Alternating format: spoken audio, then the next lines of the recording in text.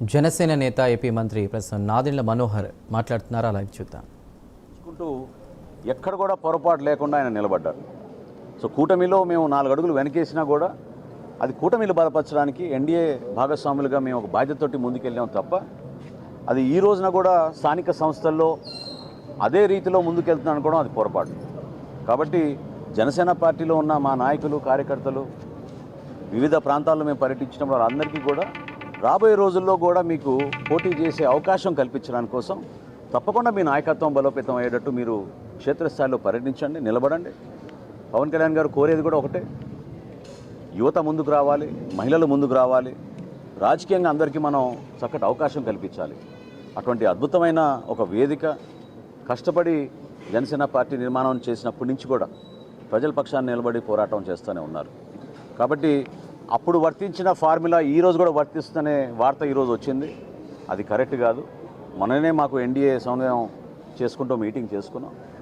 So రాబోయే రోజుల్లో మన బలబలాలని బట్టి, మన నాయకత్వాన్ని బట్టి, ఏ మున్సిపాలిటీలో ఏ జిల్లాలో ఎక్కడ మనకి నాయకత్వం బాగా ఉందో వివిధ పార్టీలని సమన్వయపరుచుకుంటూ Telugu Desam party, Janasena party, Bharatiya Janata party 3 కూడా ఒక బాధ్యతతోటి క్షేత్రస్థాయిలో నిలబడిన నాయకత్వాన్ని గౌరవించుకుంటూ వాళ్ళకి అవకాశాలు కల్పించుకుంటూ తీసుకెళ్లాల్సిన అవసరం ఖచ్చితంగా ఉంటుంది.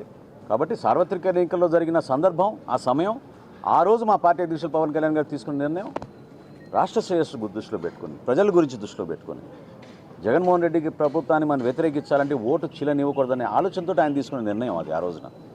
ఈ రోజున తప్పకుండా క్షేత్రస్థాయిలో మనం పర్యటిస్తున్నప్పుడు జనసేన పార్టీ నాయకుల కార్యకర్తల ఆవేదనలు, వివిధ పార్టీల ఆవేదన కూడా మనం అర్థం చేసుకుని మన బలాబలాలను చెక్ చేసుకొని ప్రొఫెషనల్ రీతిలో నాయకత్వాన్ని పెంచుకునే విధంగా, ప్రజలకి మరింత చొరవగా మనం పనిచేసుకునే విధంగా, అభివృద్ధి కార్యక్రమాలు ఎక్కడ కూడా వెనకడుగు వేయకుండా స్పెషల్ ఫండ్స్ కూడా క్రియేట్ చేస్తామని మన ముఖ్యమంత్రి గారు చెప్పారు. ప్రతి నియోజకవర్గంలో, ప్రతి మున్సిపాలిటీలో కూడా వీటన్నిటిని మనం బేస్ చేసుకుని రాబోయే రోజుల్లో ఎన్నికలకు సిద్ధమయ్యే విధంగా మనందరం కూడా మన పార్టీ అధ్యక్షులు పవన్ కళ్యాణ్ గారు చెప్పినట్టుగా అదేవిధంగా అక్కడ తెలుగుదేశం పార్టీ అధ్యక్షుడు చంద్రబాబు నాయుడు గారు, భారతీయ జనతా పార్టీ నుంచి నరేంద్ర మోడీ గారు ఇచ్చిన సూచనలతోటి రాష్ట్రాన్ని మరింత అభివృద్ధి చేసుకుంటూ ముందుకెళ్దామని ఈ సందర్భంగా తెలుసుకుంటున్నాను.